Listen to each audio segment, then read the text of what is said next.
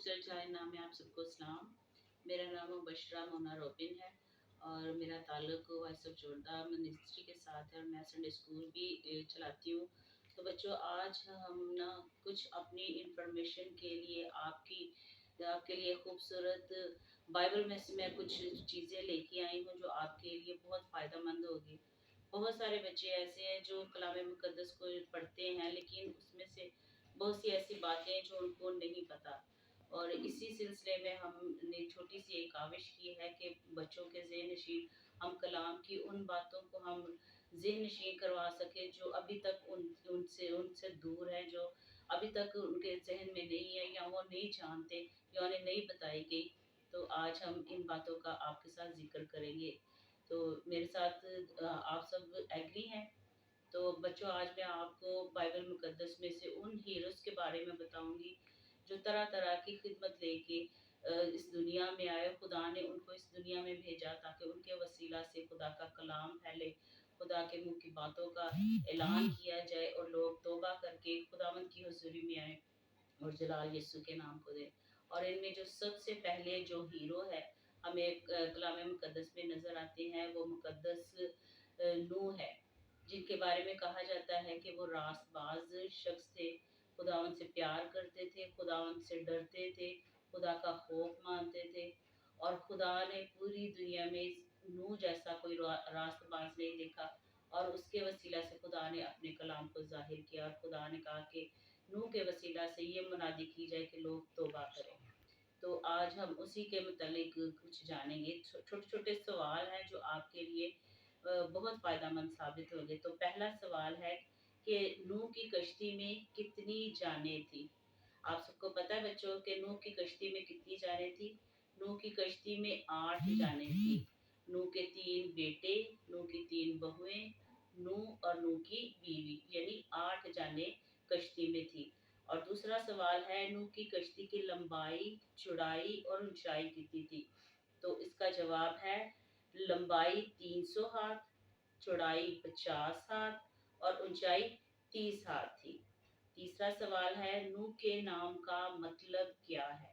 तो नूह के नाम का मतलब है आराम और तसल्ली। नूह के वालिद का नाम क्या था? नूह के वालिद का नाम लमक था। नूह ने तूफान से पहले कितने साल मुनादी की? तो नूह ने तूफान से पहले 120 साल मुनादी की, यानी 120 साल तक वो खुदा के कलाम को बयान करता रहा कि तौबा करो, क्योंकि खुदा जो है तूफान के साथ इस दुनिया को क्या करना चाहता है? ख़त्म करना चाहता है, बर्बाद करना चाहता है। तो इस तरह नूह ने 120 साल मुनादी की। नूह कितने साल का था जब उससे बेटे पैदा हुए?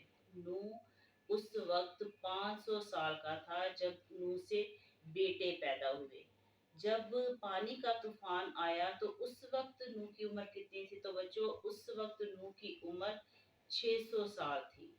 तो उस वक्त के लिहाज से हम देखते हैं कि नूह की उम्र 600 साल थी। और उसके बाद जब हम आगे देखते हैं कि आठवां सवाल है कि कितने दिन का पानी का तूफान था?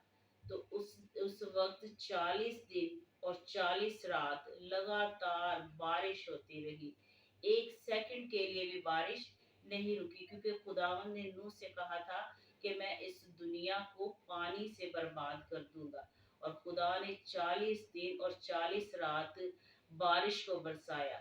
और इसके बाद है, कितने दिनों के बाद जमीन से पानी उतरना शुरू हुआ?